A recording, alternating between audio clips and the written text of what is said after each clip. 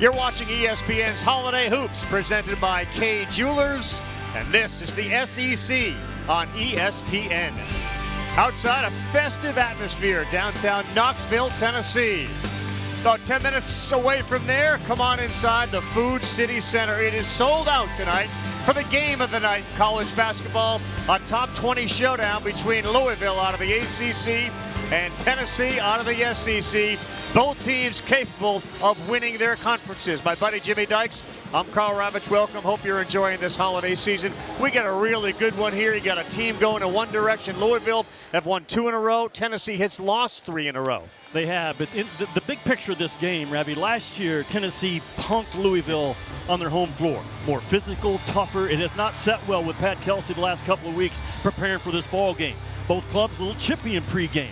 I think this is one of those very intense 2-hour games. Tennessee built on the defensive end. Only Purdue has a better offense in college ball than Louisville. All right, yeah, Louisville wants to get this thing going. Tennessee wants to slow it down, but Louisville is going to be without one of their most important players.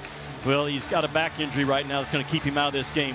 What is that? How does that affect the game? He is their best paint touch guard, which opens up the three-point shooting for Louisville. That's a big loss. As a result, Ryan Conwell, the transfer, is going to have a lot on his shoulders to not only score, but run this offense from that point guard slot.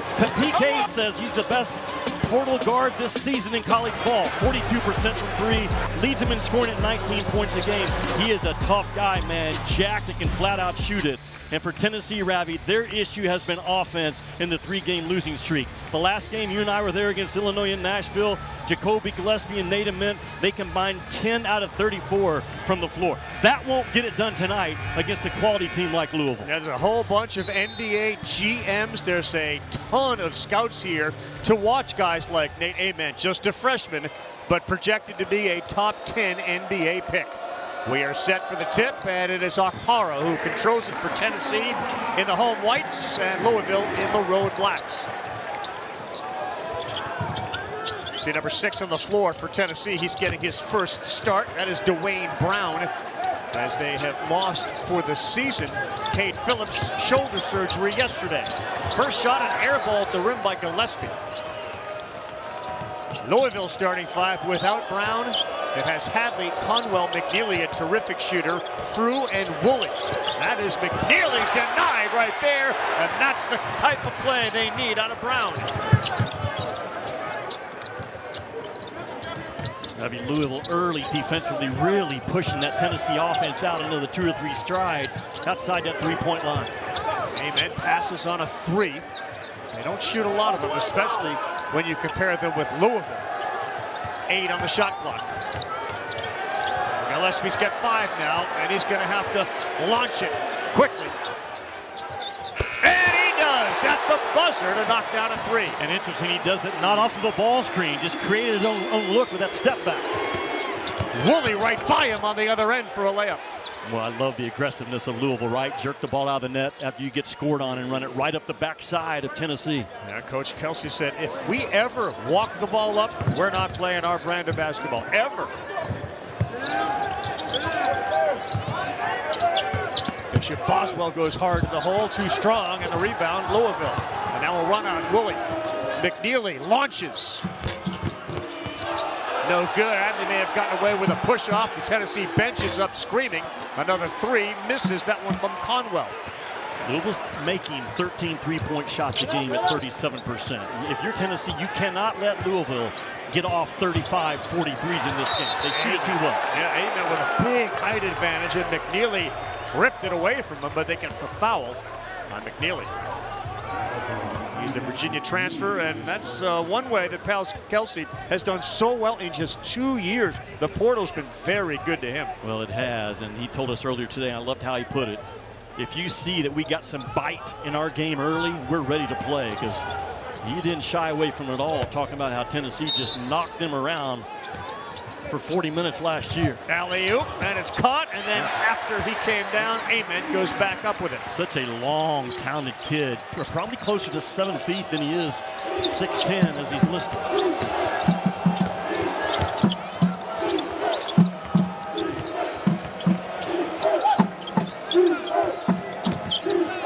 Woolley step back 3, and he knocks knocked it down. They can all, those Louisville guards, stroke it. They all think every shot's going in. Just a very confident three-point shooting team in black. They shoot 37% from deep as a team. Woolley almost 40%.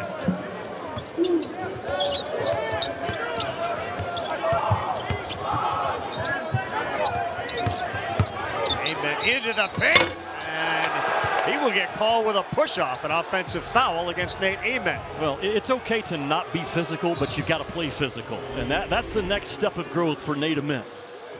And pretty good job by McNeely to keep his chest defensively opened up, and the call goes in Louisville's way. But Nate Amen, not a finished product, but again, learning, Ravi, to play through those contact plays. Rogers gets the point guard role with Michael Brown not starting and likely not playing tonight. There's an alley-oop to Samantha Frew. And a terrific pass, right?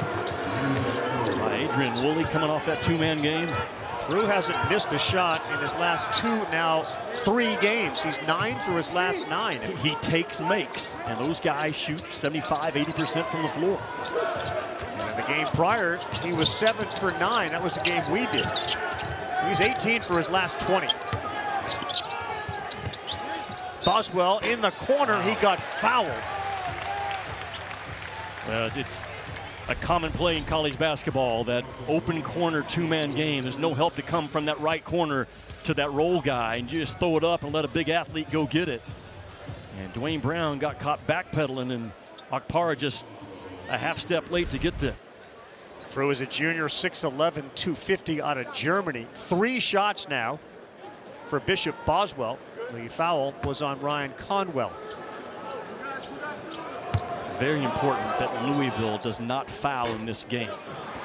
Rick Barnes has a team right now that's struggling to score a little bit, to find an offensive rhythm. Pat Kelsey told us we want this thing to be a track meet. We cannot foul and let Tennessee muddy the game up and bog it down from that free throw line. Early struggles continue from the free throw line for Tennessee. As Boswell's missed his first 2, they're a 72% free throw shooting team. They're only getting, what, 15 points a game from that line. They're leaving points on the table in their 3-game losing streak. Ethan Berg into the game, Jalen Carey into the game as well. Now for Tennessee. Carey is just an absolute wall of a human being. As they go full court pressure, they get the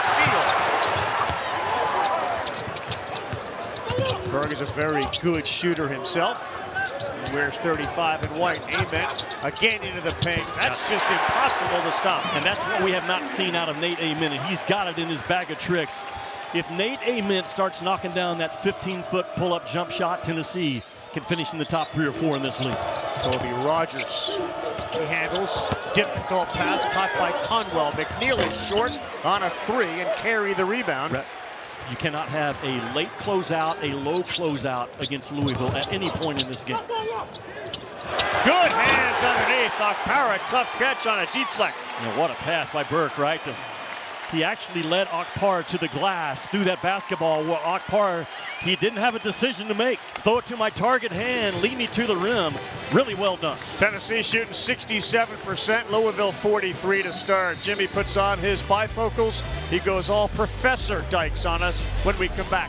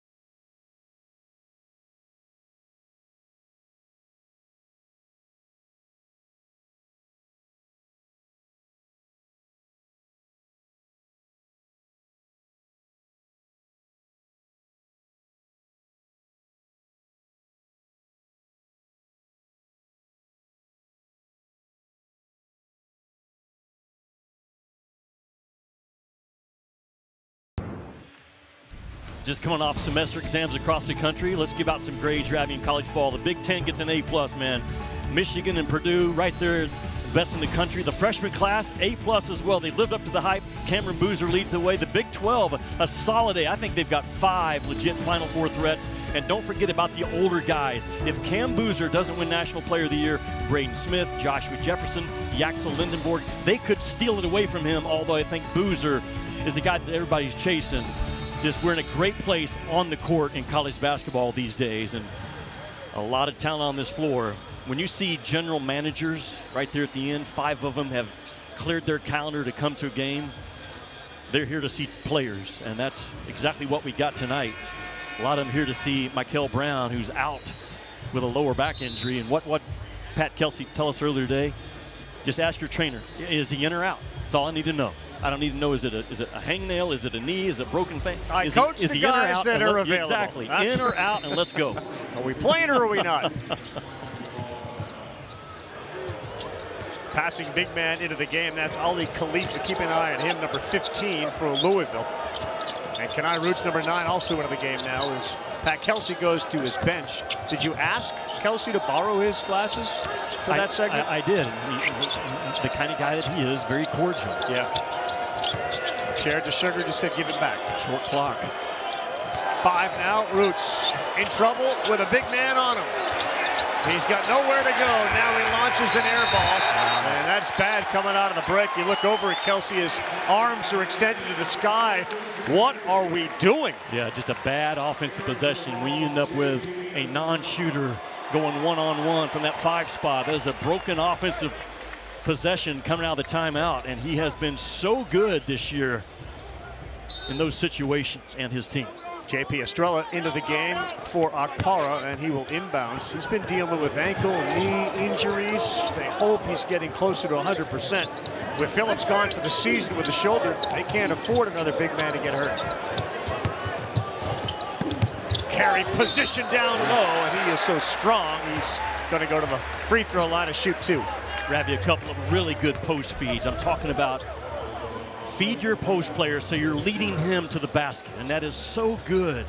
Twice now early in this game, Tennessee spinning that ball inside right to those post players saying, go get you 2. And Carey, he scores with his shoulders as well as anybody at the college level. A below the rim guy, but great in contact. Yeah, another free throw missed to start this game for Tennessee. Carey's a 50% free throw shooter. You see his production has come up in the last 4 games, in spite of the fact that the team has lost 3 of them.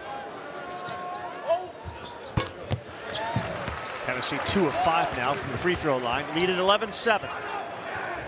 Robbie, Louisville, 54% of their shot attempts on the year. 54% come to the three-point line. That leads the country. That's why I'm talking about if you're Tennessee. Those closeouts have to be perfect in this game. Middle of a 6-0 Tennessee run.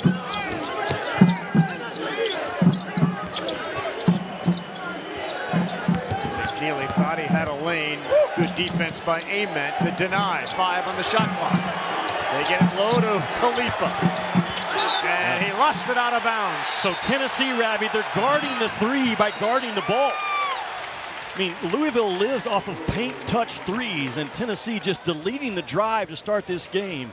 You delete the drive against Louisville, man, you're in good shape in a ball game. And early on, I mean, you can see the impact of not having Brown on the floor. The full court pressure, the ball movement in the half court.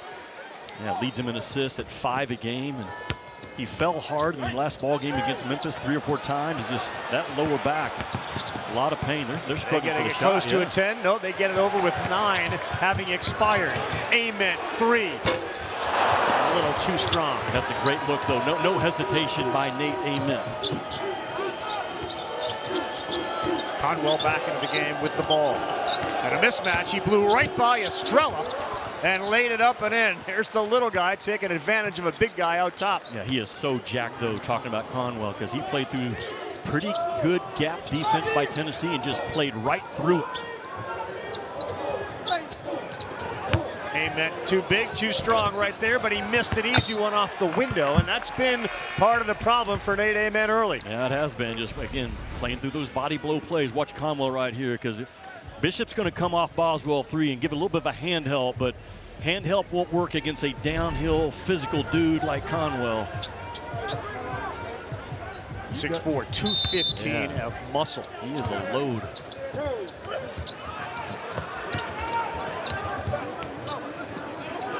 Tennessee, Ravi, 45% on the offensive glass, the best in the country, because that offense is designed to always have two bigs around the rim. They go low to Estrella, 6'11". Jump hook off the window. They are just hammering the ball inside. Rick Barnes setting the rules of the game offensively this first half. Too strong from Woolley, and another missed opportunity on the 3 ball for Louisville. 1 for 6 in the game. And another in the paint, 2 points for Tennessee. What Pat Kelsey tell us, we got punked last year by Tennessee just being the more physical team. So far, the same thing. Conwell, another one. 1 for 7. In the paint, another layup for Tennessee. What an effort by Boswell.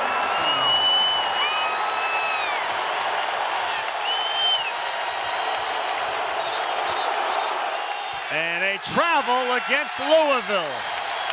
They've come into this sold-out Food City Center, and the Volunteers are imposing their will. Boy, Tennessee has been a hungry, determined, competitive offensive team, especially off of their defensive stops. Rick Barnes has had 9 days to stew with his guys that were losing 3 in a row. And they have come out with an edge. 17, 9, 12 of those 17 for the Vols inside the orange paint.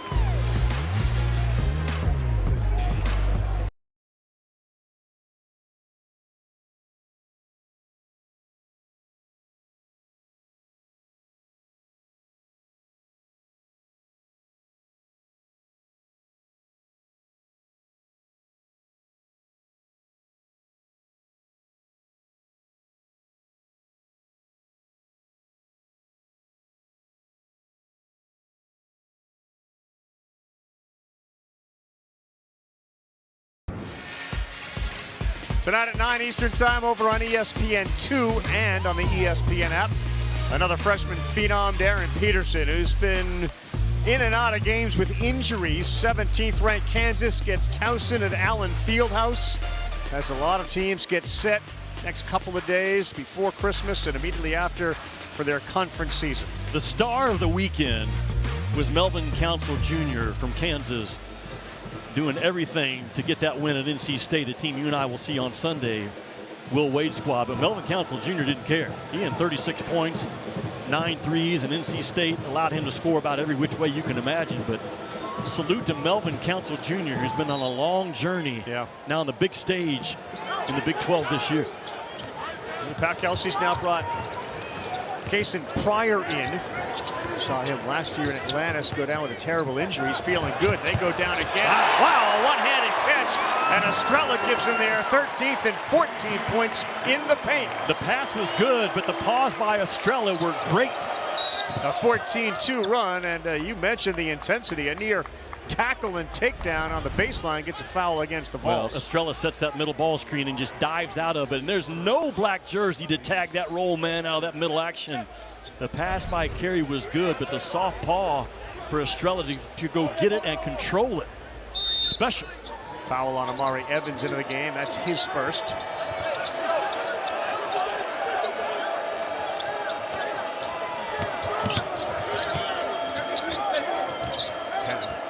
Volunteers a much bigger team defensively, causing all sorts of problems with their length out front and these three-point attempts. Now a drive to the bucket that's laid up and in, and that's an aggressive take by Adrian Woolley. Yeah, a good shot fake. Make that defense respect your three-point shot. But if you're Tennessee, you're okay with making Louisville take tough twos as opposed to open threes.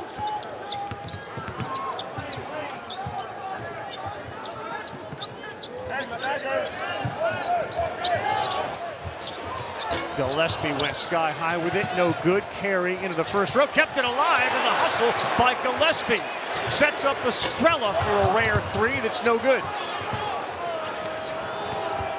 3-on-3. Conwell, and that's denied into row one by Estrella.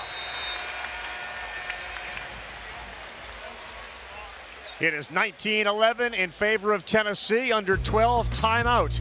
ESPN's exclusive presentation of college basketball is brought to you by K, the official partner of couples who love the game. And The General. The General gives you a break on car insurance when you need it most. Jimmy Dykes and I back to the Food City Center right after this.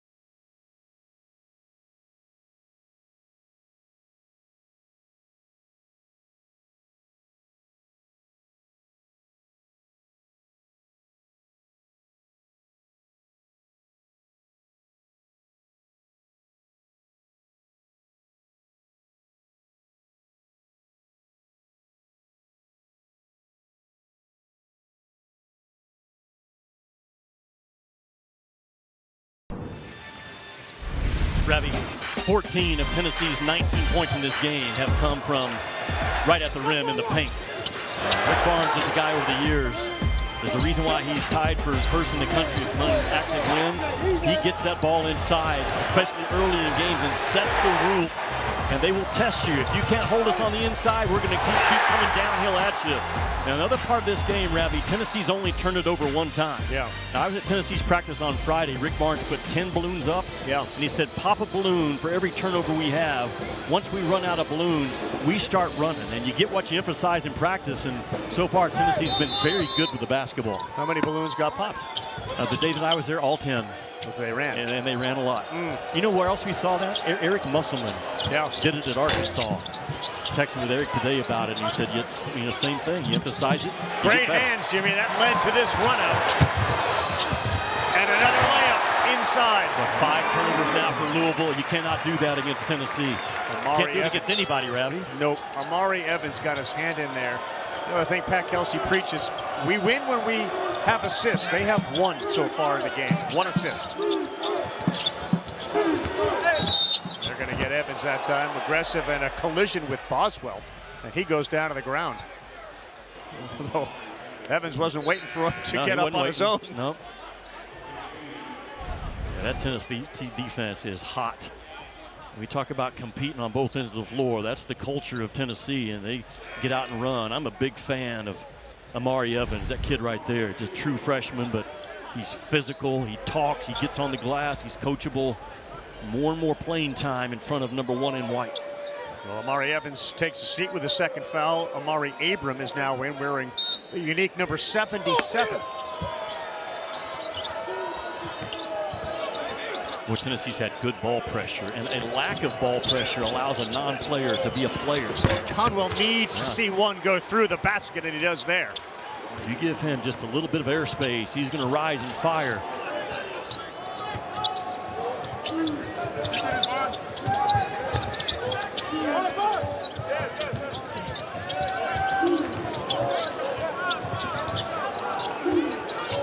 Must be a whole bunch of dribbling at the top, guarded by Rogers. So now we got 8 on the clock. Now 3. A blow by and a teardrop comes up short. And Conwell right away fires again. That one is off. He's now 2 of 7 from deep. You're playing with fire, though, if you let Louisville continue to shoot him. Missed a quick one of his own. This is more Louisville pace, so Pryor will fire. That's no good. Poor shooting right now at the Food City Center, both teams. Amen. Kick, try it again. No good. Amen went up for it, and that's out of bounds off Louisville. And what a find, though, by Nate Amen. To be that long and that tall and that under control with his body, Ravi, to make that sidestep instead of forcing a tough 2 at the rim. Fired a pretty good strike on the other side. Watch Ament right here. That's a 6'11" guy that goes into the contact, but has the presence in the field to keep that ball moving for that backside bomb attempt. Louisville is 2 of 11. That's 18% from three-point land. Live and die by it. Conwell takes a seat. Carey back in for Tennessee. And Ament will get fouled against Rogers.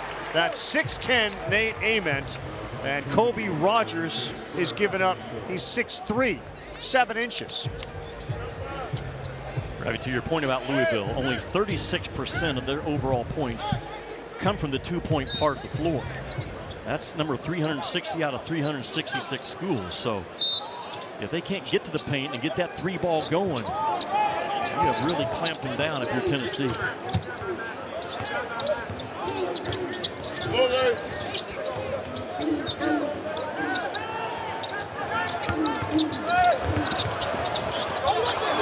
Carey throws it up with his left, so he'll go and get it. One of the best offensive rebounders in the country picks up his own garbage. No doubt, that big right shoulder. Frew just went down like a bull in a china shop, and he traveled. Talk about Jalen Carey on the glass. He is so good at getting his own miss.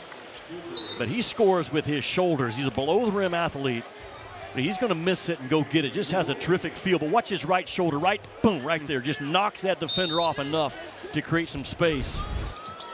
He is a load. Looks like an SEC tight end, does he not? Does. 6 turnovers for Louisville. In the absence of Michael Brown, a top 10 projected NBA draft pick, out with a lower back injury is certainly one of the reasons they have 14 points with just under 9 to go. Amen. A massive height advantage. Throws up one, no good. Ravi, Nate Ament plays too tall. He's got to learn to play smaller and lower. That will make him a more physical offensive force.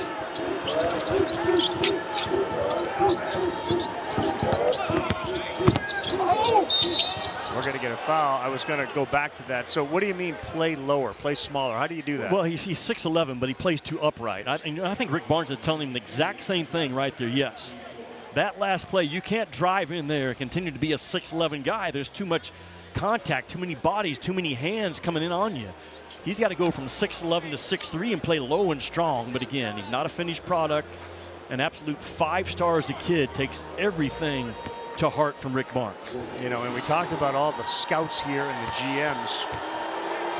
Seemingly, regardless of his performance in college, they know what he projects to, and they love him at the next level. Well, again, he's all of 6'11". He's extremely coachable. He's got a great, not good, a great camp around him in terms of his parents, trainers, people like that. He's hearing all the right messages, but You're projecting Nate Ament, if you're at GM tonight, where's he going to be in 2 or 3 years when that body continues to develop? And he does understand you don't have to be the most physical, but you got to play physical. Steph Curry, guys like that are a good example of it. Trey Henderson into the game. Amen out with 2 fouls. 23-16, 8 1/4 left in the first half.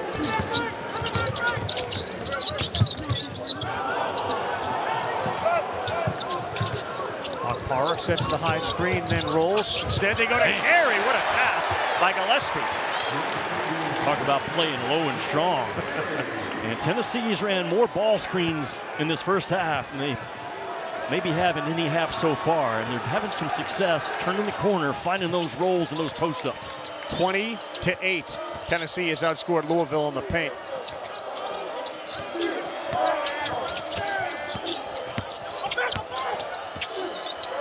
Hey, Ravi, that's a 5-man Akpara guarding the point guard right now.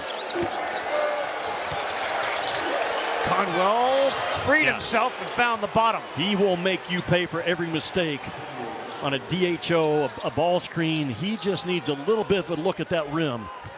And again, you switch out low or short closeout, Louisville sees money from that three-point line.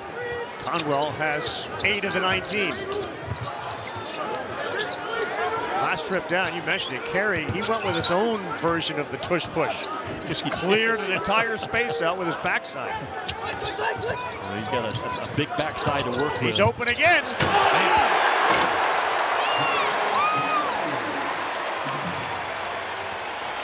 Tennessee is killing Louisville in the paint. Yeah, they are playing muscle ball on the inside in this game so far. So they tried 53. Nicholas Zugris, he's into the game, has a big body. He looks like a guy that would foul. Does 53 in black. Through Zugris, look out. He got fouled. That's a heavyweight collision right there as Carey ends up taking down Zugris.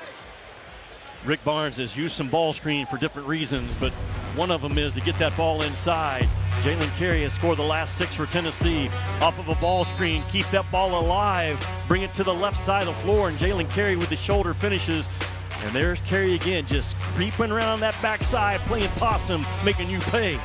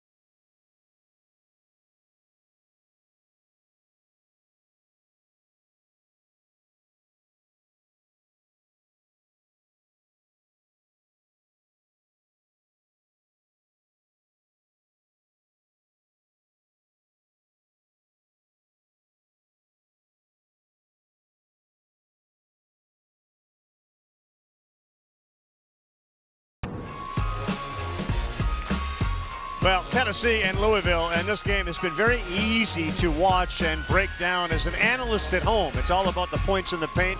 And again, the absence of Michael Brown, the superstar freshman point guard, out for Louisville. It's a big hit because Louisville, again, they live off the paint touch plays, which opens up those three-point shooters. And Brown is the best that Pat Kelsey has to do it. He's out tonight. But Tennessee's defense, though, they're locking up those other 5 spots regardless of who's in and who's out. And if you can't go by these Tennessee guys, they just smother you and take away that drive. Ravi, it's interesting that Louisville talked about they lead high majors taking 55% of their shots from 3. Yep.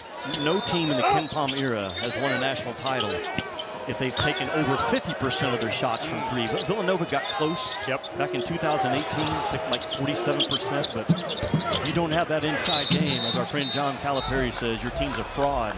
I'm not saying that Louisville's a fraud, but they've got to find some stuff on the inside. Hard to string that many wins together in the postseason and the tournament. As you take a look at their shot selection, 56% from 3. You just brought it up. Really hard to win a national championship. Alabama's another team that tries that. More and more teams shooting the 3 more often. Conwell, difficult shot, and tipped up by Frew, no good. Tennessee with a rebound. They have scored off of their stops at a pretty good pace in this game, Tennessee. Think about the last couple of championships, whether it's Connecticut or Florida, not three-point dependent teams. No, look at those. Look at Michigan right now. Look at Arizona right now. Look at Gonzaga. But all those teams, 55% or more of their points come from the two-point part of the floor. Bird with 4 on the shot clock. He can't get it to go. Defense there by McNeely with a little bump. McNeely, the Virginia transfer. Relocates to the top of the key. Threatens the shot. And they're going to get a reach-in foul on Gillespie. Ravi, I've talked about this before, but as much speed as Louisville brings the ball within transition, if you're Tennessee, a bad matchup is better than no matchup in conversion defense, and they've done a pretty good job of that so far. First foul on Gillespie will send Louisville to the free throw line. A one-on-one for Adrian Woolley, transfer out of Kennesaw State, the sophomore at 6'4", 200 pounds. He hit 5 threes in their win against Memphis, all 15 of his points. Knocks down the free throw. He makes 18 in that ball game. Louisville did. Yep. They went with the philosophy that Nate Oates and Alabama have used, and it really didn't come after the loss to Tennessee, but this concept of hard hats. We got to play more physical, and they've gotten a couple of very good wins out of that. Well, you and I saw them at Arkansas a couple of weeks ago in the challenge, and they got out tough there, and that's straight from Pat Kelsey telling you and I. You and I still, we love Louisville. We told Coach today, like, there's a lot of things. I think they are right there with Duke when it's all said and done at the top of the ACC. Estrella, who had some productive minutes in his first stint, is in, and the Kevin McHale-type little jump hook drops. No doubt, Rick Barnes has made a living over the years of teaching guys that high release at the highest point. It started back at Texas, and you watch Kevin Durant play, he still has that high flick of the wrist shot.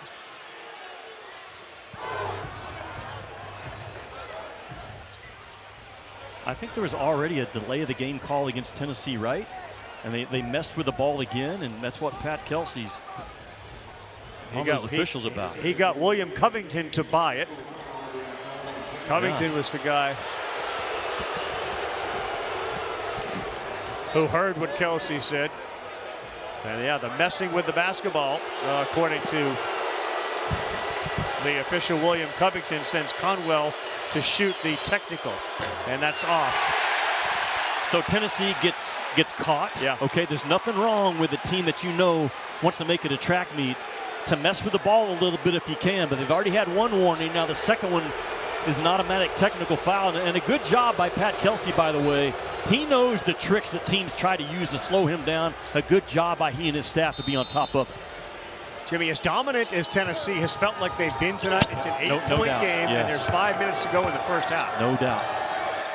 And the longer Louisville plays this game without Brown, the more comfortable and more in a rhythm you think they might get. Estrella with some good help there. Frew relocates down in the box. Working on Estrella. A lot of contact, Nice. but he spins with the right. Against one of Tennessee's better inside post defenders, Estrella just would not give up on the fight. 6-point ball game.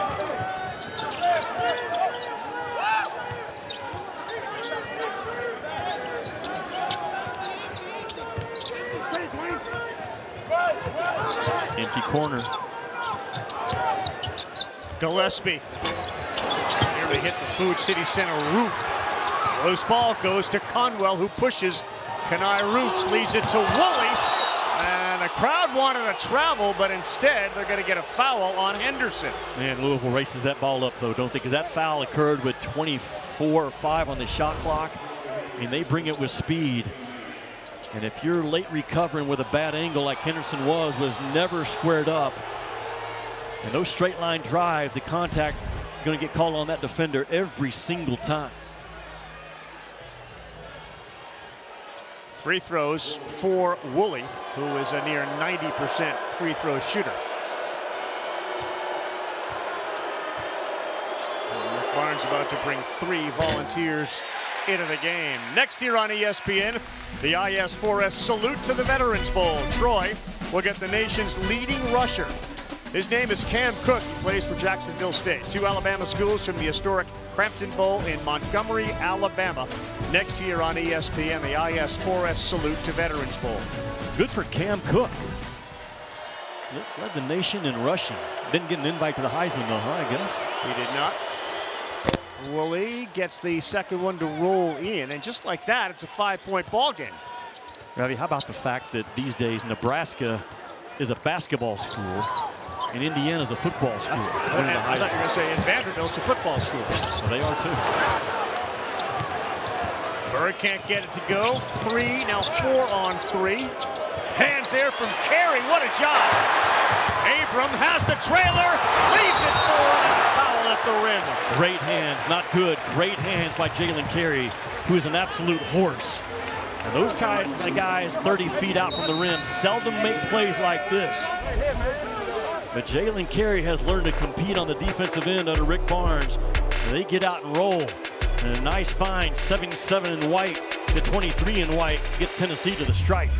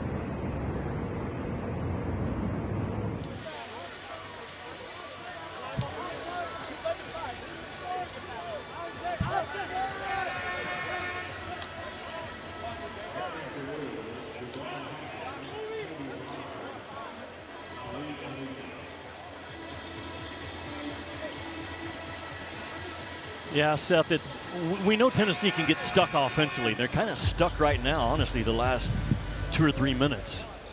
And other than Gillespie, for the most part, he's the one guy that can go by and grab a piece of that paint and get the defense in a rotation. So Tennessee, Ravi, they're so heavy on off-ball screening action, power plays to throw the ball on the inside. But they have not shot the free throw well all year. No. Leaving a lot of points on the board. Tennessee's missed their last 7 shots from 3. As Carey tries to make it a 6-point lead, and he does. I thought you were going to stop your sentence with they're just heavy. Like they are physically winning this battle because they're just bigger and stronger right now. They are, but good news for Pat Kelsey. Louisville actually leads 13-12 on the boards. That's a big, big number that he was so concerned with this morning. Yep. Tennessee only 1 turnover. Rick Barnes popping those balloons has paid off. Good look to Khalifa, and another deflection by a volunteer defender. Corner 3, no good. Carey uses that body to box out Khalifa. Just owned his spot on the weak side.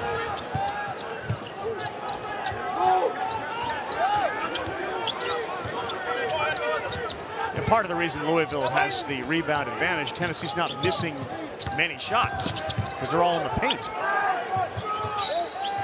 Bad foul. A really bad foul. I mean, your defense has tightened up in the last 2 or 3 minutes.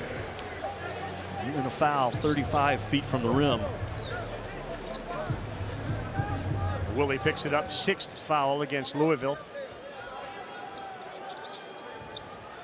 Next one will get him to the free throw line. Last 3 minutes critical in this game. It's only a 6-point Tennessee advantage despite all the underlying numbers showing they should be up by way more. Yeah, ball screens have been good for Tennessee offensively.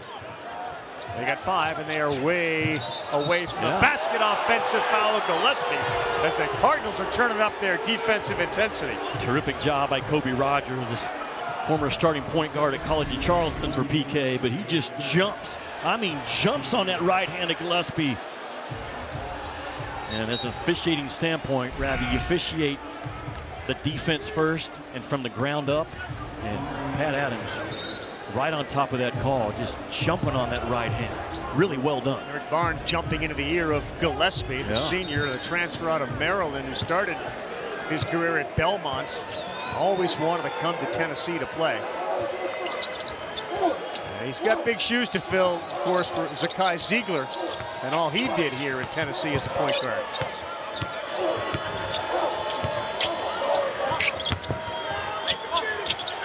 Over Akbar's difficult shot, given his size. Abram lowered the right shoulder and then kissed it off the glass. That is an assist, though, from Jalen Carey. A hustle assist, a screen assist, whatever you want to call it. Carey just clearing out traffic, Ravi, and drive to clear out. It's like a crowded interstate. Watch Jalen Carey. He's just going to be the plow horse out in front. And a really good job to just come right down on top of it, just following like a police car in that traffic. Good job of finishing by Amari Abram. Big police car. That's a really big police, more of a tank.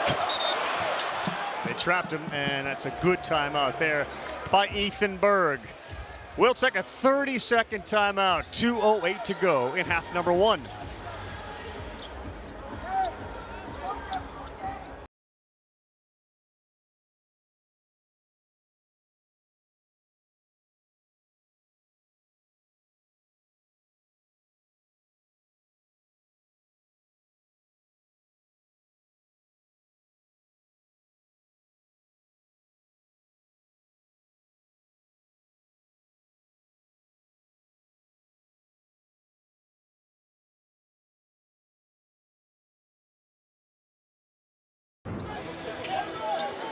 .208 to go. SEC Tennessee leading the ACC Louisville by 8. And again, the big story coming into the game, the absence of Michael Brown, who is a presumed top 10 NBA draft selection. The freshman out with a bad back in the last game.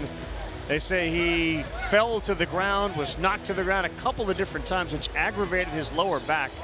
He walked through today's walkthrough, but he really walked through it. Yeah, you could tell he was in a lot of pain, but he's got all the intangibles to be a pro. I mean, he wakes up with a plan every day. The only part of his game right now that needs to continue to develop is a three-point shot. But we saw him take it from the right wing and punch it on Arkansas with the left hand. Just highlight plays, and he's got inside of him. Carey sees a lane. He barreled over Rogers, threw it up. My goodness. Rogers is thinking, well, what do I have to do? I nearly got knocked out. Well, you know what coaches are thinking, Ravi, when they come out of a timeout and Rick Barnes doesn't draw up a three-point shot for one of his guards. He draws up. We're going to continue to jackhammer the ball, as I call it, on the inside. And keeping Carey in that middle third just becomes a downhill force. So Carey goes to the free throw line at 6'11" and 240. If you're Kobe Rogers, aren't you saying, like, wait a minute? What? Yeah, what do I have to do? Kobe Rogers, though, is such a winning player for Pat Kelsey. Hurt his knee in the 2024 NCAA tournament at CFC with Pat, but just a selfless guy that gives Louisville a lot of courage in a lot of ways. Really good job by Okpara initially to grab the offensive rebound, and then Woolley tied him up. The possession arrow favors Louisville.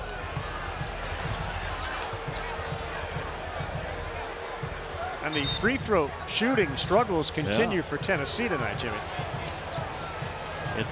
It could cost them again tonight, because as you and I keep talking about, it feels like everything's in Tennessee's favor. And you look up, it's a 6-8 point game, and just continuing to leave points on the table, Tennessee. Carey's 2 of 6. The team is 3 of 9 from the stripe. Knocked out of bounds.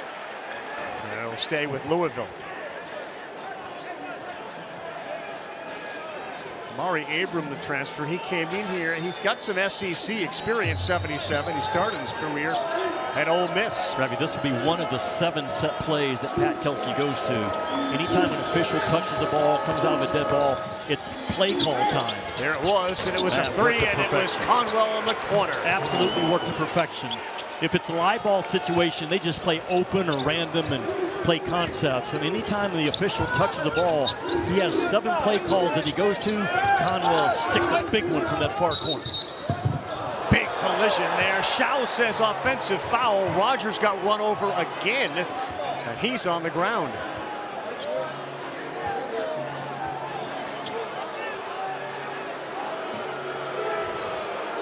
I think they're going to call it on Amari Evans as they look at Rogers down on the ground.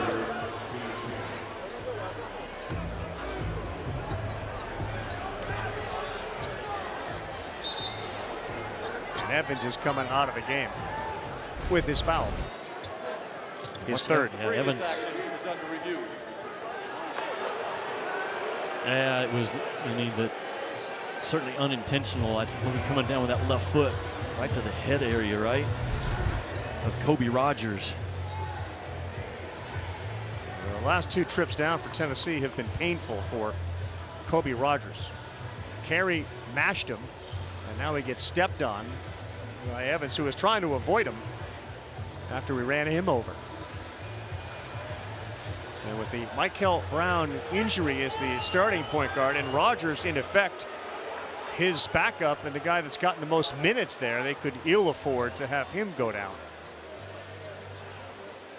You know, UConn plays Butler tonight. You talk about Conwell, who's got 11 of the 27, a left-handed shooter. It reminds you a lot of Solo Ball, the guard for Connecticut. Good, yeah. Watch right there. That's what you're looking at. That contact right there. It kind of looks like Evans tries to After review, there's a common foul. It's an offensive foul.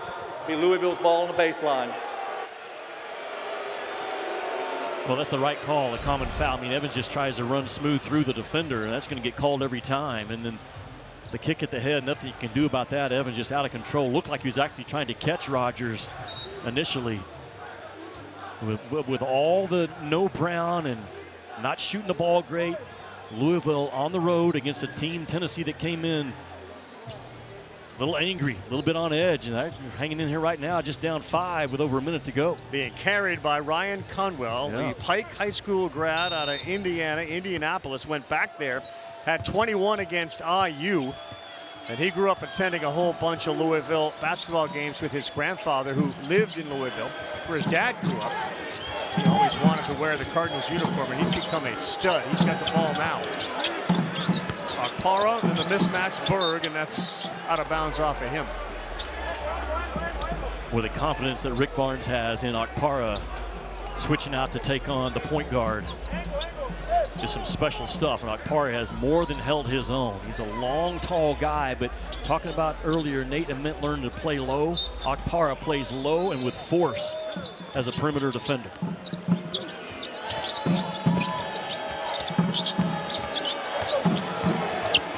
on the shot clock, 1-on-1 game here. Woolley and Abram, 2 on the shot clock. Good defense, and they will not get it off. Just ate them up, absolutely just ate them up, Tennessee did defensively. Ravi, it all started with that on-ball defender keeping his hips squared on the ball. And the shell drill for Tennessee is their oxygen every single day they go through it. And that square 'em up mentality is drilled day after day after day in this program. Louisville averages 94 points a game, and they're sitting here with 27. As time is winding down in the first half.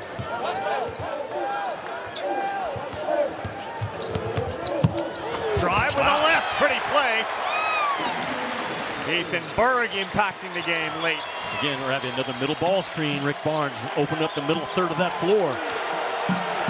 Conwell's got 11, leading the way for Louisville with the ball. See if they set up a shot for him. Woolley step back. Akpara with a block. They got 1 second. To my point about Akpara, I mean, how many cats are 7 feet tall and coach says, hey, switch everything out tonight? Guard that ball, challenge shots. Defensive clinic by Tennessee the last 2 possessions. He's an athletic 6'11", like the guys in our studio. Talk about athletes. Huckabee, Greenberg, especially Seth, and Kevin Connors. The Jeep halftime report.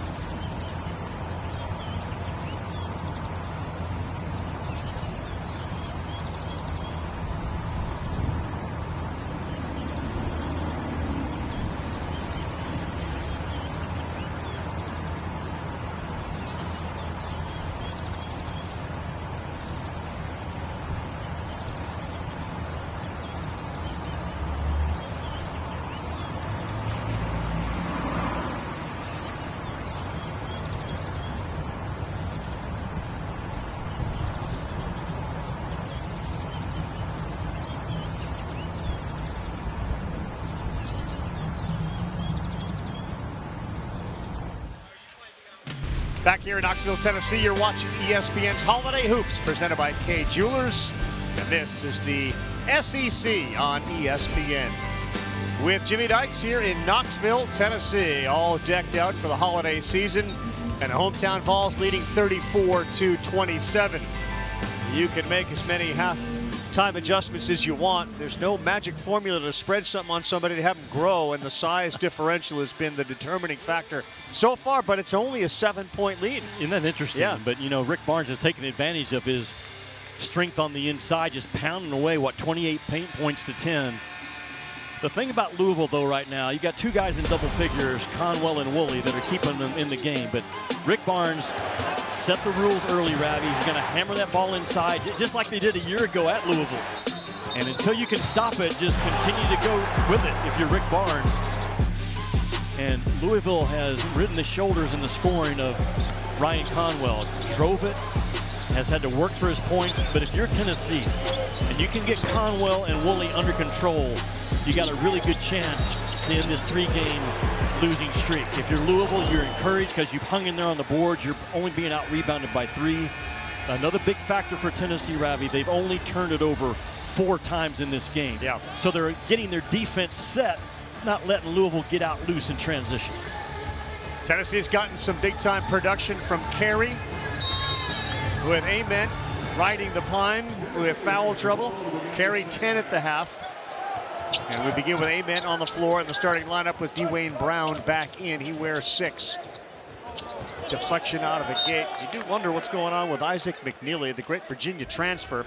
Scored 2 points in their win against Memphis on 2 free throws, and he was 0 for 3 in the first half. Well, Tennessee's very aware of him. It came down to Tennessee and Louisville when he went in the portal. They know how good of a shooter he is, so they are switching out high on him.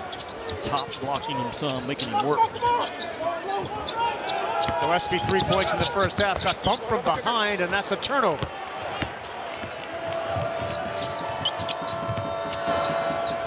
First 3, air ball. Von Hadley not productive in the first half.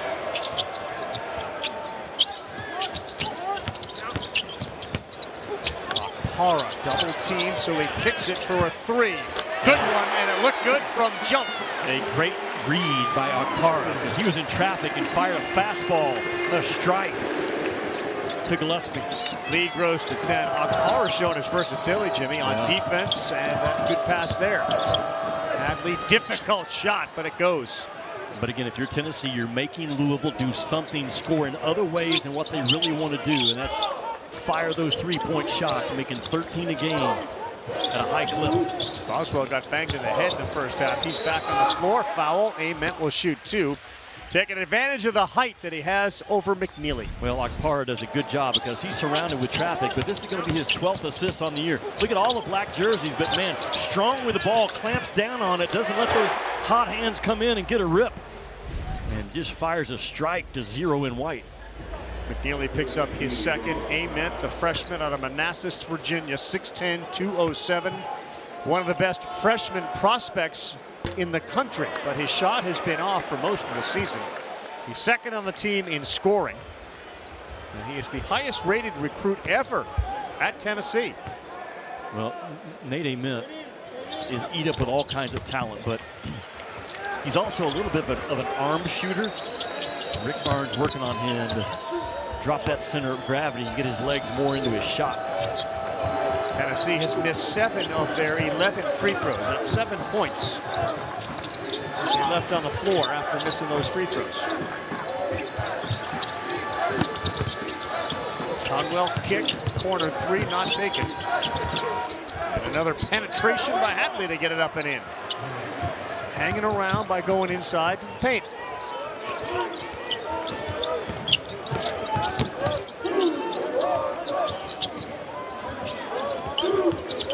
Good cut down low, and that is the size of Amen. Yeah, he breaks off that stagger away. Instead of coming over the top of it, just wraps it.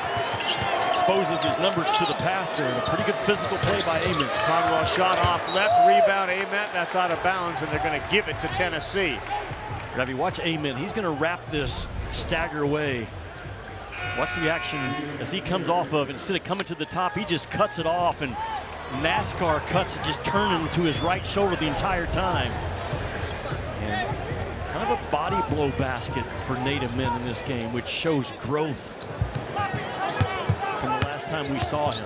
Brown out, now Carey off that massive first half. He's into the game, 23 in white. Just a big, big body. Vanderbilt transfer. Amen gets it again, a huge advantage here with Conwell on him. So he goes up over him a little too strong. But Akpara grabs the offensive rebound and then threw it away. Seldom will Tennessee feed the post if the post player is not in the paint. And I know they're trying to get an isolation for Nate Amin on that play, but Nate Amin was not in the paint with his back to the basket. And those are the type plays that Rick Barnes typically shies away from. He wants to whip you with feet inside that orange area.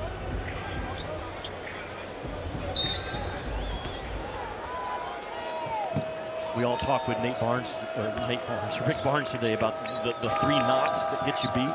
Not talking, not guarding, and not taking care of the ball. So those three knocks will get you beat at any level. And lead to you not playing. McNeely finger roll from too far out. Rebound, Tennessee, but no. Out of bounds was Boswell, who was shaken up in the first half after getting whacked in the head. And he looks a little tentative as he gets back up.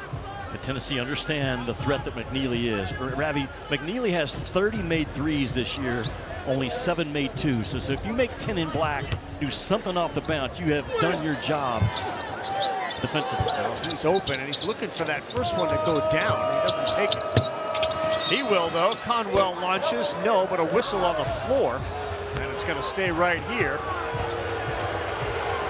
Looks like they got that foul on Boswell, and that'll be number 1 on him. And this will be a play call by Pat Kelsey. We talked about in the first half.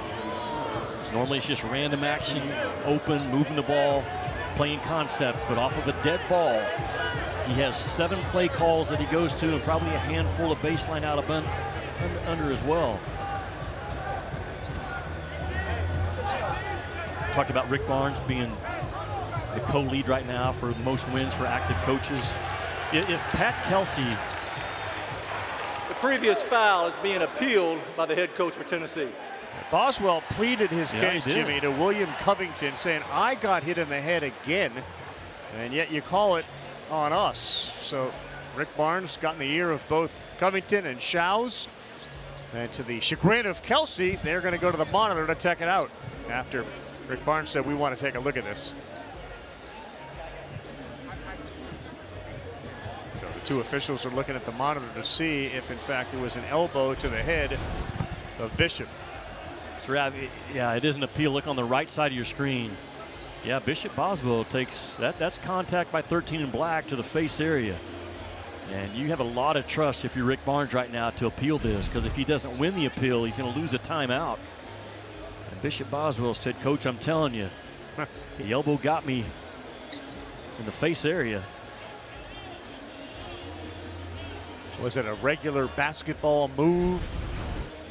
Well, he's coming down to defend, and that offense player, boom, right there, coming through to post up, but he's responsible for his elbows on this play. You can't judge intent from an officiating standpoint. You judge the action. He's obviously got hit on the side of the head. He's holding ice to it right now. And he missed a lot of minutes in the first half because he got hit in the head. But my point about Pat Kelsey, if he doesn't overload, smoke come out of his ears from being overhyped, he could one day be in that conversation for the most wins among active coaches. He's that good. Over the last 365 days, literally the last calendar year, Pat Kelsey's team is 30-4. Following review, the call is a common foul, so therefore the coach from Tennessee loses a timeout.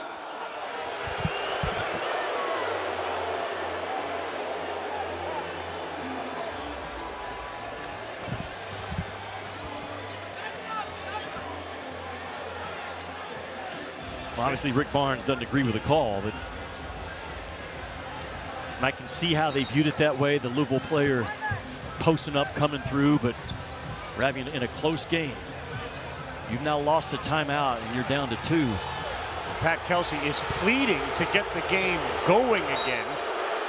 Remember, their style is to move and play at a rapid clip. Louisville would like to slow things down. There is the call as Amen got run over. Well, he's in some pain. Ravi, that's learning to play physical, although you're not a physical guy, because Nate Ament was trying to get clamped down, almost an elevator screen. But if he doesn't come with that type of force, he doesn't get this call. Watch Nate Ament. He's busting right through that elevator screen. Learning to play physical, although he's not physical. Again, another sign of growth for Nate Ament. Pat Kelsey made us very aware they will run through every screen. Yeah. Be ready on Tennessee will, yes. No doubt. Amen. Good pass cross court.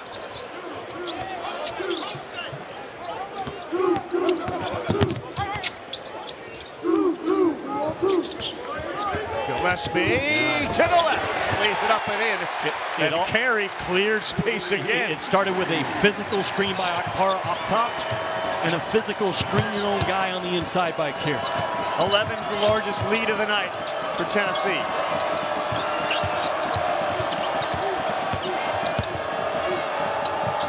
Through. Wide open cross court. Good pass and a three is the bottom. And Adrian Woolley continues his scoring spree tonight. Right back the other way. And that time Okpara opened up the gate. Tennessee just killing Louisville with what we call a Gortok screen. I've described it before. Oh my God! Okpara. Good gracious. Both ends of the floor for big number 34 in white. Access denied on Conwell. He came into this ball game, Okpara, with 208 blocks in his career. But he sealed off on one end and then sprints the floor. Erases an automatic two by Conwell. He's right there with the best of them, right, in the country. Look at that bottom line. Conwell, yes, with Estrella now into the game. Okpara and Carey take a break. And Conwell's an all-ACC guard. He is a load. Boy, Gillespie tried it again, man. He is following these big bodies through the paint, including the new nickname for Mr. Aircraft Carrier. Space Invader.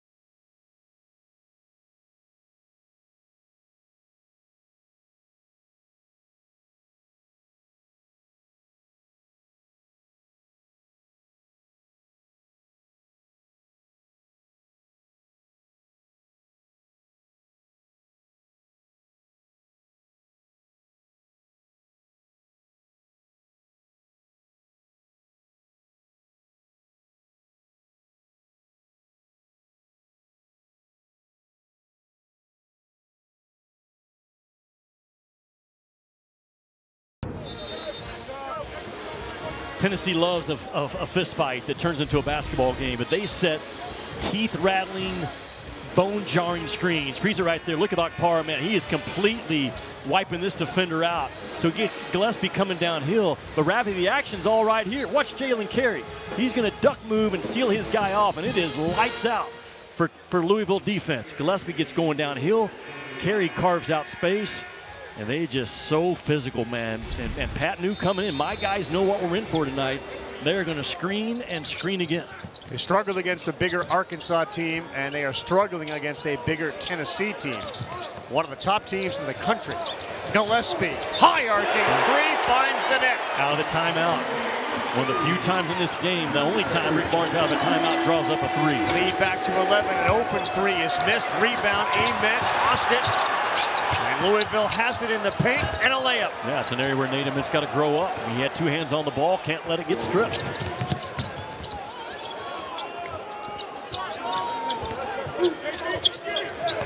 He now has a shot for three, and that's the net as well. I'll turn it over and I'll make up for it.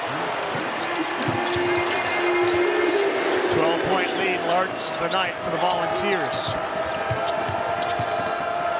McNeely looking for his first, way off, and his struggles continue. It's a big trip down here, and an open one for Bird. Yeah! Three consecutive trips with threes. That is all Nate Ament, finding that backside bomb at 6'10". You cannot take away his vision as a passer or a shooter. And a thumping going on right now in Knoxville. The three ball, all of the signs. The bottom. Tennessee made one in the first half. They've got four this half, including three in a row to send us to a timeout. And the lead for the Vols has grown to 15.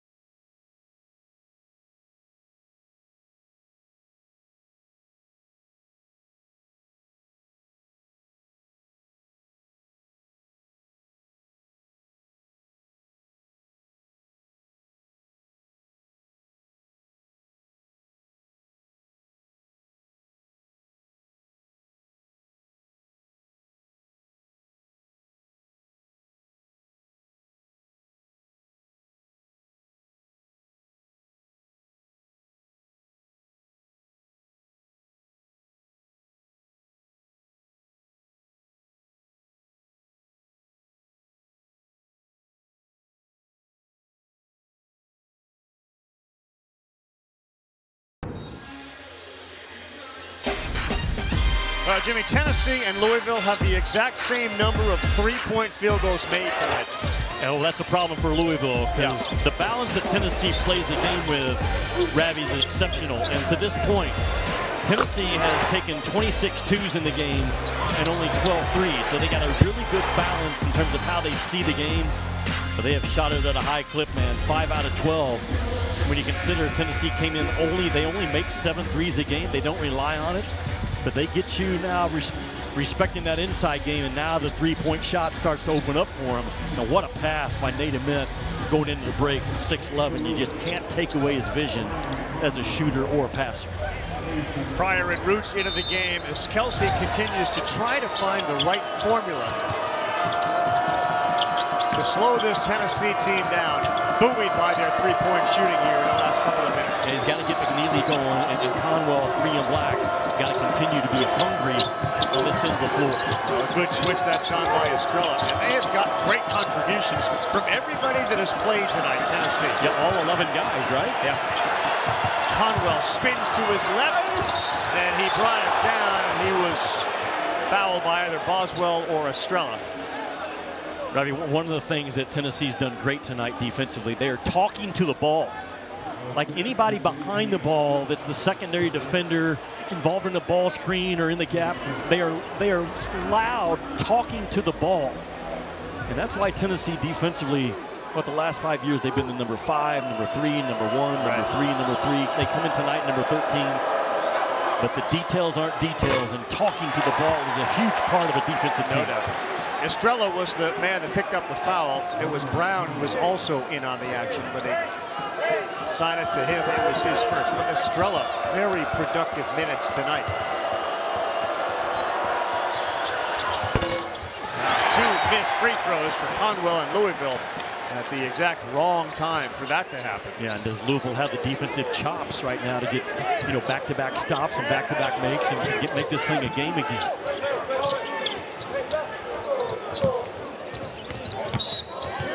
They're going to get a foul out top. It's going to be against Conwell. This year, Jimmy, you know that Rick Barnes had lost many of his foundational pieces who had been with the program for years. We're still in the non-conference part of the schedule. They're still trying to figure out who they are, knowing what the culture is here, aren't they? Now, these guys haven't been through it. And Rick Barnes talked to me about that last week. And now you lose a Cade Phillips, who was kind of the torchbearer in terms of how we keep our culture going, and Cade will still be involved. But he has said all along, we're going to get better and better because of how young we are together. And he's not the only team in college ball built like that this year.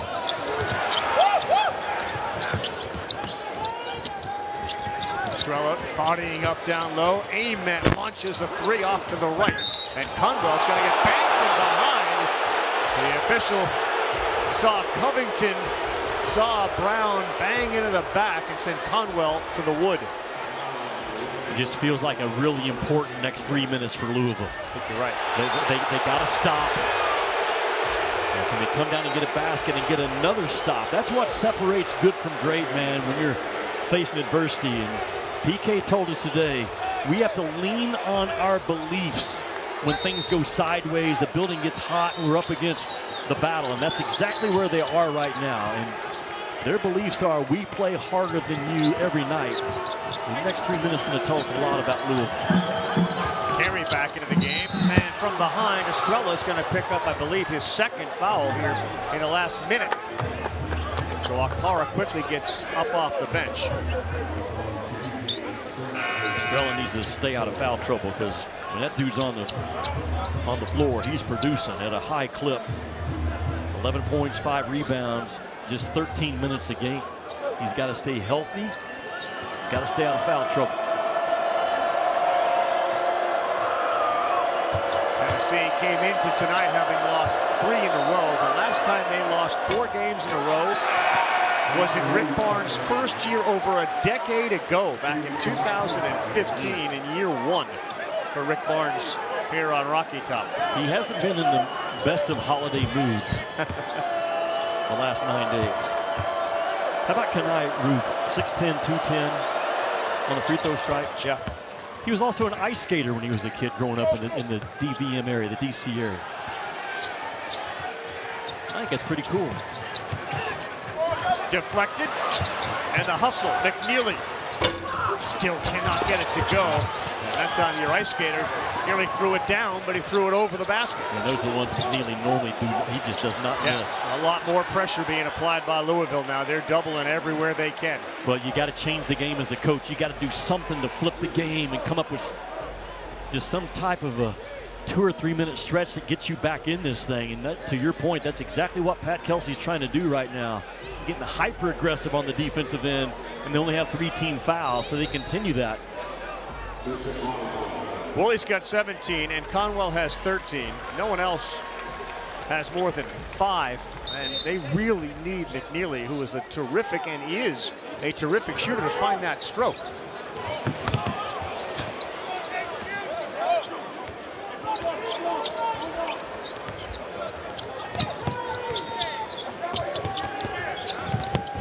Carey. He gets fouled. So the game starting to clamp down just a little bit on Tennessee. And what does Rick Barnes do? He had 2 guys posting up. Yeah. He had 4 feet in the paint. 4 feet in the paint. Dual options to go to on that low block. Just muscle ball right now by Tennessee. Okpara was down there, and this guy, the aircraft carrier, who is having a night to remember, knocking down that free throw.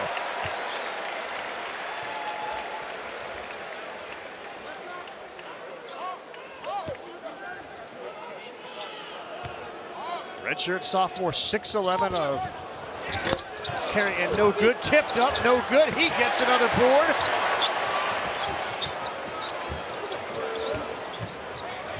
Gillespie way downtown. No. Another offensive rip. And Boswell soft touch. Faster, stronger, and definitely more determined to the ball was Bishop Boswell. The game in a nutshell right there.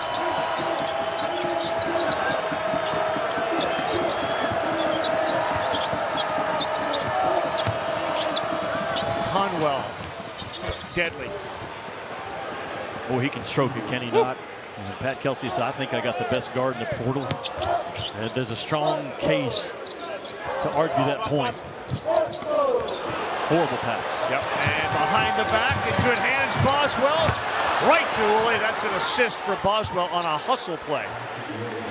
If Rick Barnes hadn't used that timeout in the appeal, he'd probably be calling one right now. But because he's down to 2, you have to play this thing out to the next media timeout. Watch behind. Amen. Money. He's knocked down his last couple of threes. And how about the feel of Jalen Carey, he's a bulldozer in the middle of the floor of the ball, but boy, good vision and good feel and awareness of where Nate Ament was. McNeely with Ament on him. Nowhere to go.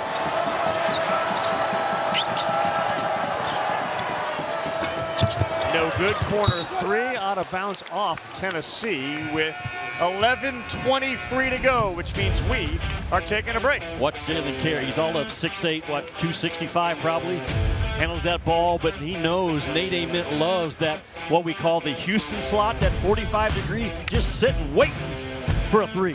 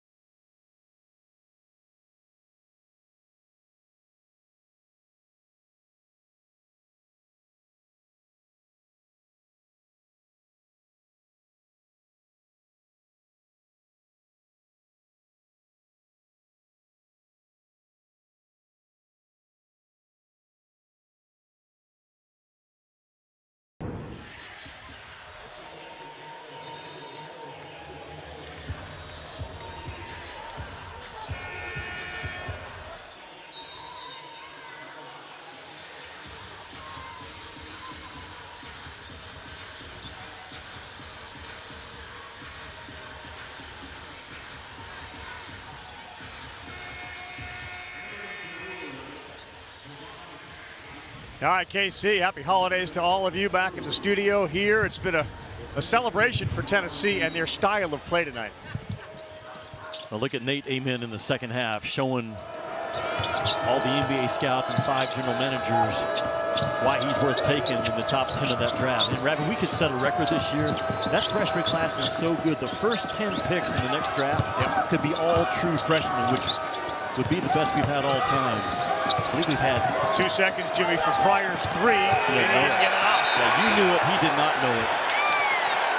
Coming out of a timeout, you've got to know, man, what's going on. Kason Pryor, since he's dyed his hair blonde, 3 out of 3 from the three-point line. Makes sense, tonight. Doesn't it, to some degree? The NIL, you can get paid for the best players in the country to go to college, get a year under your belt in these great programs, and then go to the NBA and get paid more. Yeah. Third shot clock violation for Louisville. And Louisville trying, you can trying to get something off of their defense to crawl back into this game. Akpara 5 on the shot clock. Where are we going with it? Boswell, he's going to have to fire it up. They didn't get it off. The only good thing offensively out of that possession for Tennessee, they did not have a live ball turnover. Because they got nothing on that thing working, no threat to score. They took 30 seconds off the clock. They did do that. Leading by 15. They did do that. Half full kind of guy here. Sometimes there's a difference in running offense and trying to score. That time Tennessee was just kind of running offense. Bigger picture, I mean, Louisville's got to be concerned about teams that have multiple big guys, like we've seen tonight, like we saw it for Arkansas, and they obviously are missing Michael Brown there. They need McNeely to find that stroke again. And they're going to get a call against Boswell. Well, Ravi, to your point, I mean, Pat Kelsey has one loss, and Arkansas was a more physical, tougher, stronger team that night. He's hoping his guys have learned from it. But you even go back to the Cincinnati win. Louisville beat Cincinnati 74-64, but Cincinnati really bothered them. They blew up all the dribble handoffs. They were the more physical team, and that's the area of growth for Louisville before they get into ACC play. How do you do that if you don't have those guys? Yeah, you have to be physical, but you got to play physical. Pryor can't get one in the paint to go. Carey picks up another rebound.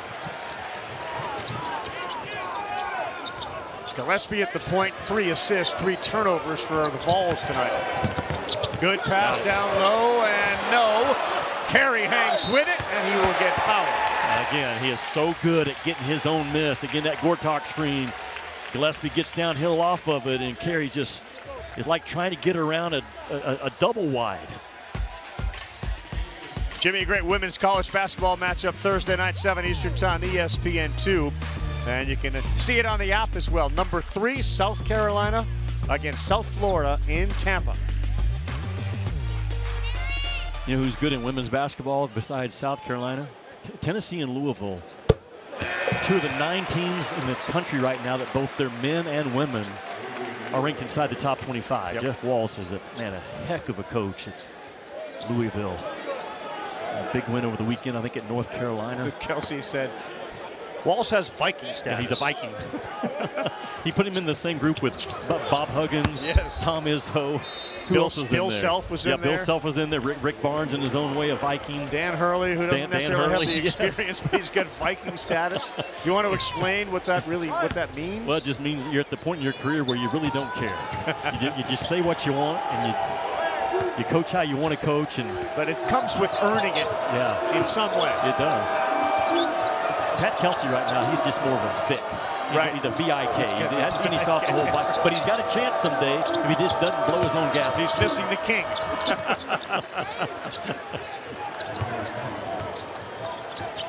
14-point game, 10 minutes to go. Akpara from the free throw line, no good. He chases down that offensive rebound, and the possession arrow is the Cardinals. Louisville, such a great basketball job. I coached in Kentucky for a couple of years and got a good feel for that rivalry and what that's game of basketball means to that city. Pat Kelsey knows he's got, I think, the third largest arena to play in, 22,090, the KFC Yum Center. This one we're in tonight is the fifth largest, 21,000, but he really challenged his fan base for the Memphis game to show up and show out, and they responded. And he mentioned them. He gave them credit. He sure did. He knows how fortunate he is to be in the position he's in. It's one of the top 10 jobs in college ball. And always one of the highest television ratings. Yeah, a late screen set, and through got called for it. Abram absorbed a big body blow there. Yeah, you got to set physical screens, but within the rule, he just ran smooth over it. Amari Abram. Drew picks up his second. He's been quiet most of the night.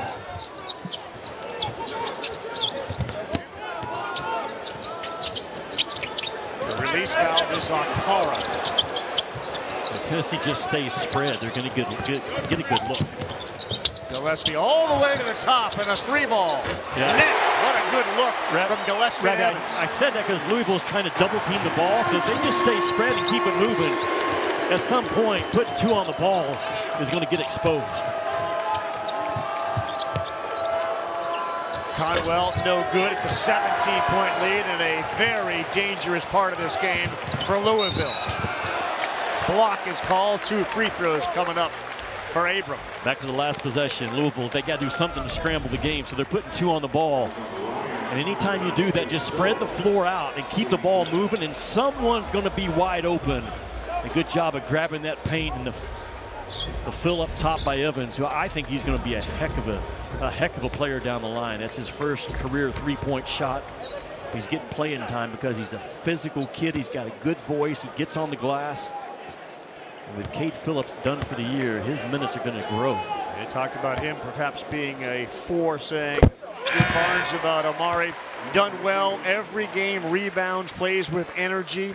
And if they go small, keep an eye on Amari Evans, the freshman out of Pittsburgh, Pennsylvania. Conwell, who's been the scoring star in the game, has to go to the bench with 4 fouls. So the nightmare that has been Louisville's tonight continues and gets worse with that news. Amari Evans was the 2-time overtime elite defensive player of the year. One of the main reasons Rick Barnes recruited him. Yep. Where'd he go? Overtime elite. Okay. Yeah. Guys are coming from everywhere these days. I mean, Louisville, and rightfully so, they have a guy on the bench tonight that they signed from the G League who's just going to practice for the rest of the year and be ready to roll next year. Yeah. And you just adapt or you get left behind. Brad Underwood has another guy that is coming in and is going to be playing very soon. One player left the team and another import is going to play for the team. Village, is that what his last name was? Brad Underwood? Yeah, he lost an international guy and gained one the next day. And it's London Johnson, G League player for Louisville, that Pat Kelsey is brought in. Yeah, he looks like a player. Evans, boy, did he get up in the air to shoot that one. One of the better athletes that Tennessee has. He's played a total of 49 minutes through 10 games coming in. It's 19. Frew made up his mind to go to the basket and couldn't get it to roll in.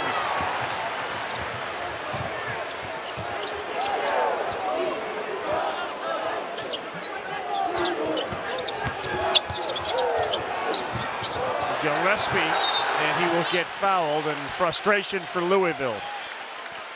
That will take us to a timeout, and Louisville's dug themselves a massive hole. 67-48.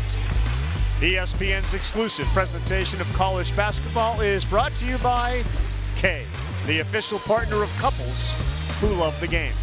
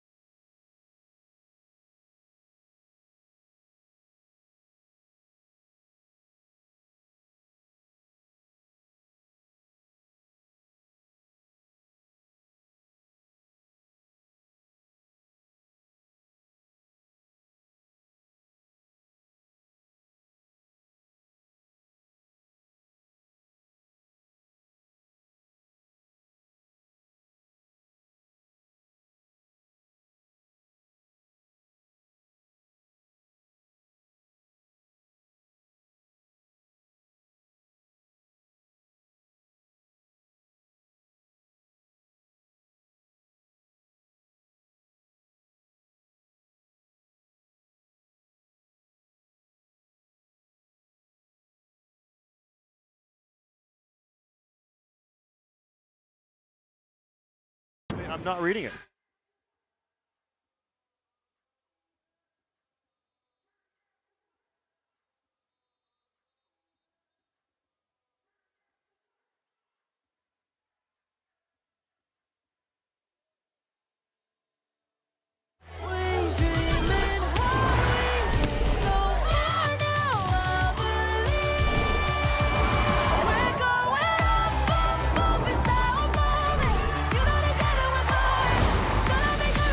NCAA women's volleyball semis are Thursday night here on ESPN. It's not a misprint. There's no Nebraska up there. A&M beat them. They will meet Pitt at 6:30 Eastern, then Wisconsin, Kentucky. Winner goes for the national championship Sunday at 3:30 Eastern time on ABC. The SEC flexing in the volleyball world right now. Yeah, good weekend for Kentucky. They got a win that matters against a good, not a great Indiana team. And maybe Mark Pope's guys have found their identity going forward. They cannot be a finesse team.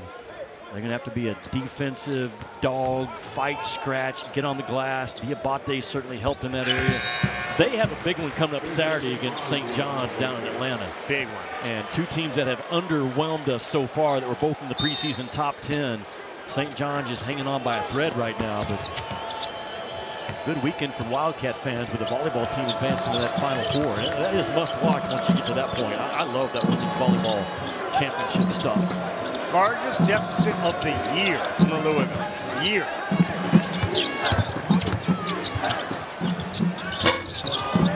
The biggest problem has been their inability to knock down threes. McNeely is way off again.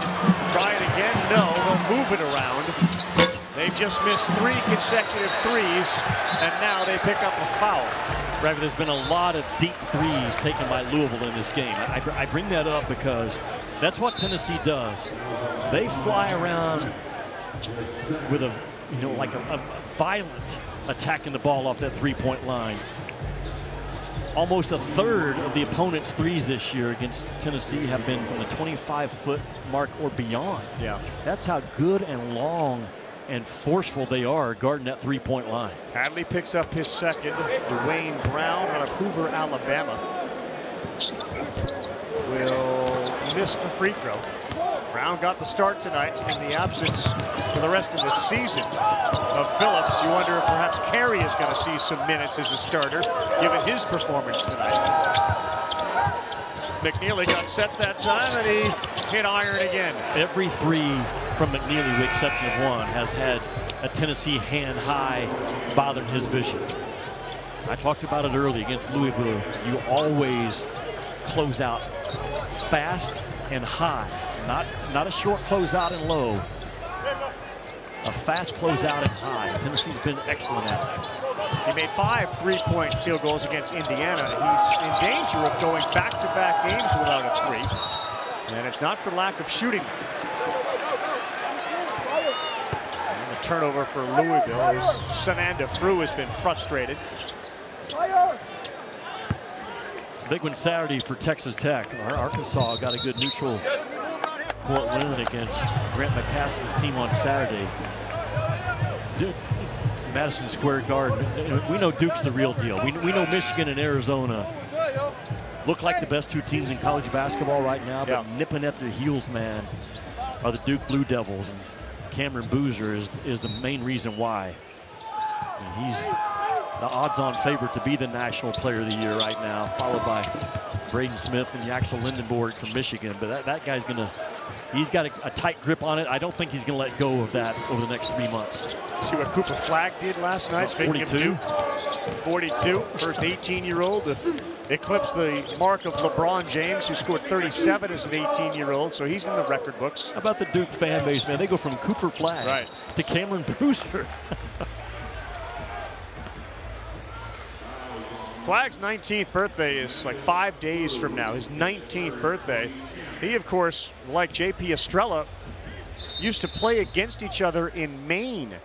You know, and Flagg had a chance to play on all the great AAU teams, but he would go head-to-head with that guy who's 3 years his senior. And there's a YouTube highlight of Flagg going baseline with kids all wearing the masks, and he jammed it right over Estrella, who's as familiar with Flagg's expertise in basketball as anybody, but those two are incredibly proud of their home state of Maine. And two of the best basketball players the state has ever produced, Cooper Flagg and J.P. Estrella. And you can see as Estrella's getting healthier and healthier, he is an impact player for Tennessee this year. Just 3 games last year before season-ending foot surgery. No good for Conwell. There's a box out, and they're going to keep it right here. It is the very physical Evans again getting called this time. Cooper Flagg reclassified, or he would be also in this year's freshman class. Amazing. Evans is fouled out of the game, so Carey is going to come in for him after the first free throw. I wonder if we'll have one of those top 10 projected freshmen say, hey, I'm going to stay and come back another year, and as opposed to being taken 9th or 10th. I'm going to make my $3 or $4 million in NIL one more year and look at being taken first or second. That's how deep this freshman class is, Rad. Not saying it'll happen, but there could be some thought to it at some point. We wouldn't have had this conversation 5-6 years ago. No. It's changed the entire world of college basketball.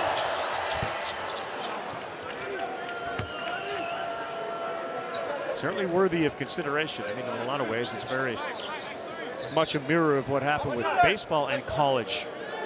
A lot of the kids that would go and just join the minor leagues have opted to go to the programs that are premier in this country because of their facilities, the competition, the nutrition, and the money. Not necessarily in that order either. Tennessee now, what, 5.5 minutes away from a really good win for them and the SEC. But think about the difference this year to last year for this league. Last year, this same week, last year in the SEC, they had 5 of the top 7 teams ranked in the AP poll, and Tennessee was set there at number 1. They had 5 of the top 7. This year, right now, this week, I think their top-ranked team is number 13. So the legit national champion threat I don't see yet in the SEC like I do in the Big 10 and the Big 12. I throw Duke in there as well. Gonzaga out on the West Coast. UConn, yeah, no question, UConn. But I do see, 9, 10, maybe 11 teams out of the SEC. They're going to work their way into that NCAA tournament. Just not on that top 1 or 2 or 3 seed line like they had a year ago. Does that make sense? It absolutely does, which means the regular season may be more competitive. And the idea that Vanderbilt has become a thing athletically in like every sport is really a thing in 2025, moving into 26. And Mark Byington, what he's done with the Commodores, what a nickel at 30 the other night. Yeah, they are the real deal. I saw them in Atlanta. They can score like they're breathing. And another team in the SEC that does that is the Georgia Bulldogs. Yeah. Mike White's got a really good team. I think they're second in the country in points per game. But Vandy's averaging 95. Georgia's averaging 98. Well, you got to credit, too, without Michael Brown in the game, which is a story we've talked about a lot tonight, the idea that they score almost 100 points a night. They have 51 with 4.5 minutes. The defense of Tennessee and the challenge on all those threes played a big role in their inability to make them. It has been a defensive clinic at times by Tennessee with a huge lineup on the floor. Yeah. Rick Barnes has said, I don't care. We're still switching 1 through 5. I'm going to hold you accountable. Don't be low. Talk to the basketball from behind it and get up on guys. And, man, have they answered the call. I'm not so sure Rick won't say this is his best defensive performance of this season so far. And Louisville came in having the second best offense in the country right behind Purdue. Arparo was the 3rd option on the out-of-bounds play, and he knocks down the foul line jumper. 6 of 30, Louisville from three-point land. 6 of 30. I'll tell you this, too, we talked about Arparo. He's a unique defender. You mentioned how often Barnes was comfortable to have him on a guard and a three-point shooter.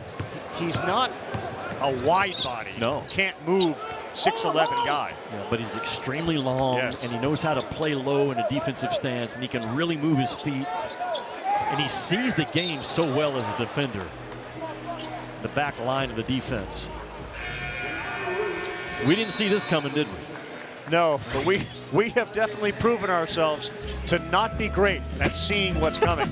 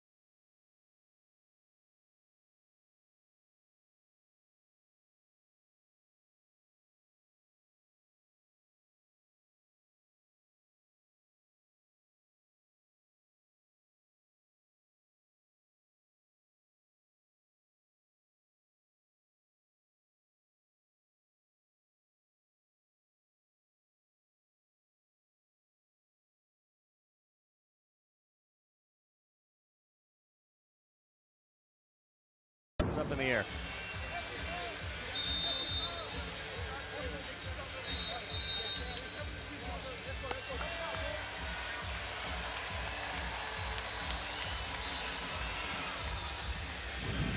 Thank you very much, Kevin. We appreciate it. 75-53.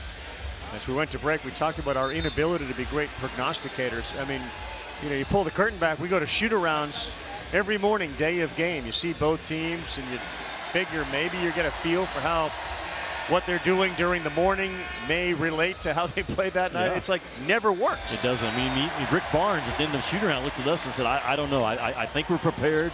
I think we've gotten better the last 9 days of practice. And the game starts and you find out, and Pat Kelsey has found out again that when the game gets real physical, they're just not quite there yet.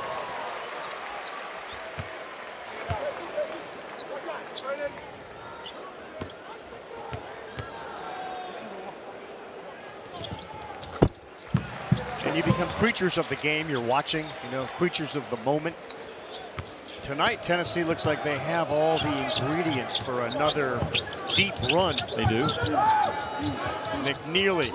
There you go, right in front of the bench. Yeah, finally, you can see when it comes off his hand, it looks like it's going in every time.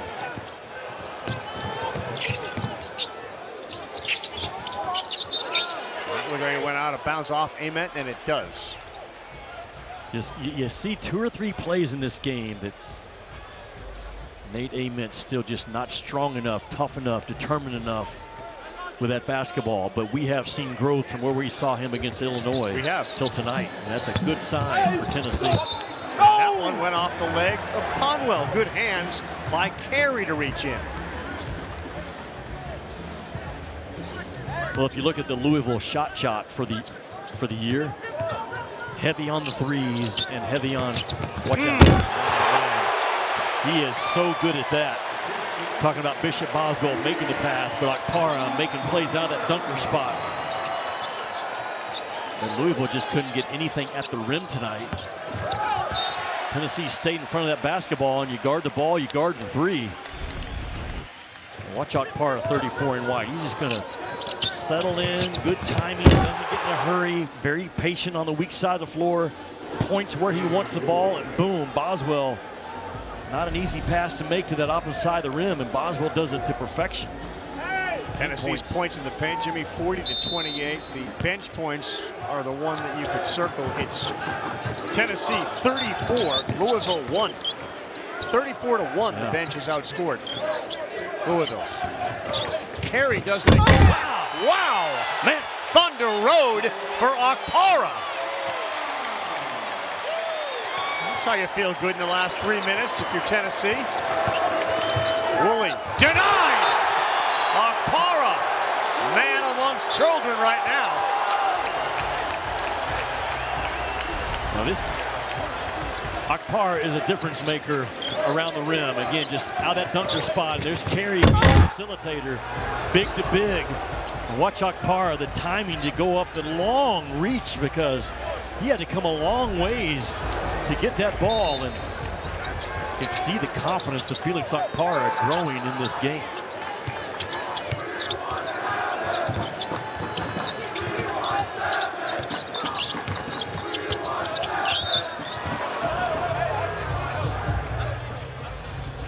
No, unfortunately for Pat Kelsey and Louisville, they have seen a couple of these players who you knew have the potential to be really good, if not great, have those games against them. Yeah. Trevin Brazil did it for Arkansas, and he's continued with that arch. And Akpara tonight is having one of those games.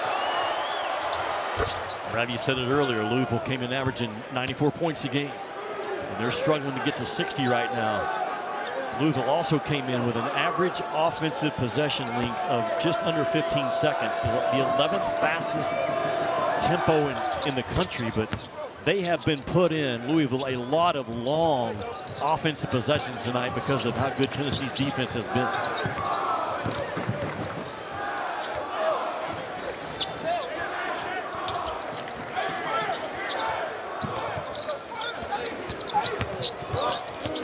Boswell will try, that's too strong. goes out of bounds. Sunday, we go to see Ole Miss and NC State. Two teams that had promise. Obviously, NC State with Will Wade now running that program. Given his success at rebuilding programs, you assume in time it will get there. Surprising start for Ole Miss. It will. They're defensively, they're not what Will Wade is used to having right now. They had a great chance to beat Kansas, who was without Darren Peterson for the most part of that second half. And Melvin Council Jr. rose up. But to your point, Ole Miss has not performed like even Chris Beard thought they would at this point. And you expect both those teams to come in with a fierce, big chip on their shoulder before you head to Christmas break. Game's in Greensboro, right? Yep. That's where I'm going. You should go there. Okay. If this game had gone poorly, I would have told you that it was in Charlotte. But no, it's going to be in Greensboro. I need you there. Okay. The ACC right now, Duke and Louisville. After tonight, you got to give the edge to Duke, where we are right now in December. But North Carolina looks like an NCAA tournament team. Talk about freshman, North Carolina. Yeah. Caleb Wilson, he plays as hard as anyone I've seen in college ball this year, and it's every single night. But the ACC they've taken a step up this year. Got a chance to get 7 or 8 teams in. We already talked about the SEC's not what they were. The two leagues that are leading the charge right now, the Big 10 and the Big 12. The top of the Big 12 is ridiculous. You talk about national title contenders? Yeah. They could have, the Big 12 could produce a couple of #1 seeds and a #2 seed and maybe a couple of #3 seeds. That's how good they are at the top half of that league.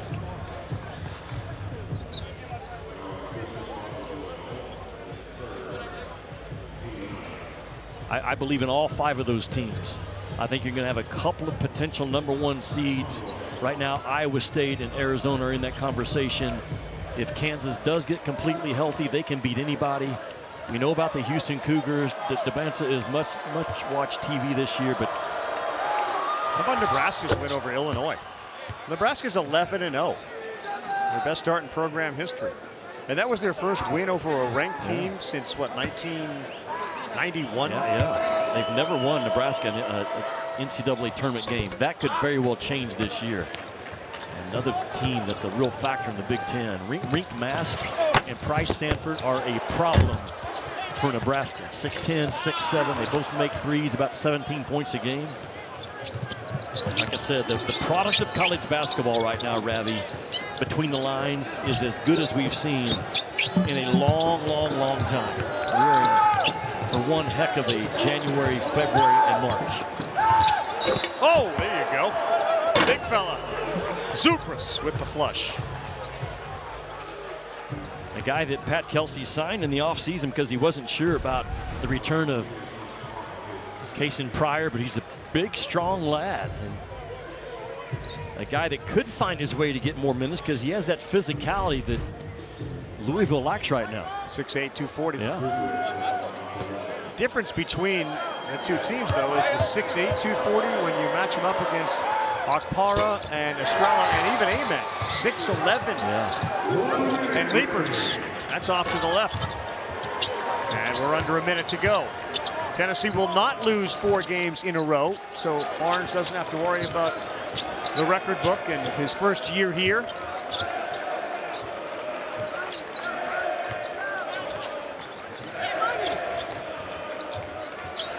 And a good win, and another one of those sort of sobering losses for Louisville as to how we're going to solve the challenge of a bigger, more physical team.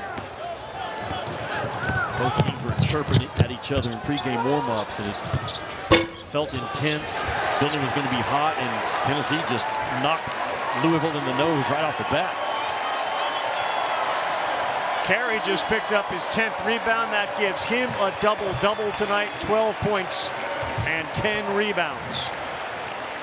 And an all-around very good game for the Volunteers of Tennessee. As the clock winds down, they win it by a final score of 83-62. Well, that's Tennessee's wheelhouse, man. A boxing match that turns into a basketball game. For our producer, Matt Bartley, our entire crew, I'm Carl Ramich, wishing you all a Merry Christmas and a Happy New Year. The IS4S Salute to Veterans Bowl up next, right now, in Montgomery, Alabama.